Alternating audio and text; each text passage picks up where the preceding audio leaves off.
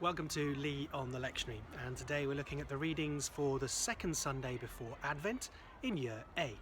And those readings are Zephaniah chapter 1 verses 7 and 12 to 18, 1 Thessalonians 5 verses 1 to 11, and Matthew chapter 25 verses 14 to 30.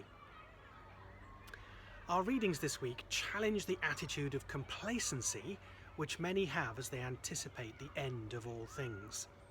The day of wrath is a day of salvation for many, but only those who do not rest on their laurels as they wait for the coming of that day. Zephaniah chapter 1 is almost unrelentingly dark. It speaks of a day of darkness and gloom, ruin and devastation, distress and anguish. It is aimed, especially verse 12 says, at those who rest complacently on their dregs. These people doubt that God will act at all. He will neither do good nor harm, they claim. He will remain silent and distant without getting involved in our worldly affairs. He will keep his hands clean, away from the mess of our broken world.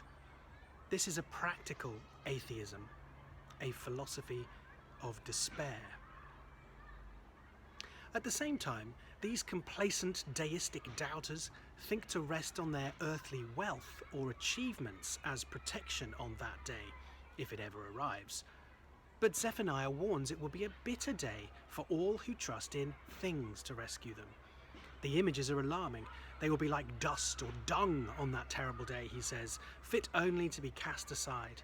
A blunt warning not to be found on the wrong side of God as history draws to its inexorable close. 1 Thessalonians 5 is more of a reassurance to believers who anticipate the coming of the Lord with a thrilling joy in their hearts.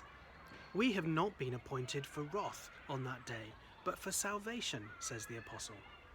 As 1 Thessalonians chapter 1 has already assured us, Jesus has rescued us from the wrath to come, a reminder that it is still real and still coming, not cancelled as some fool themselves into thinking.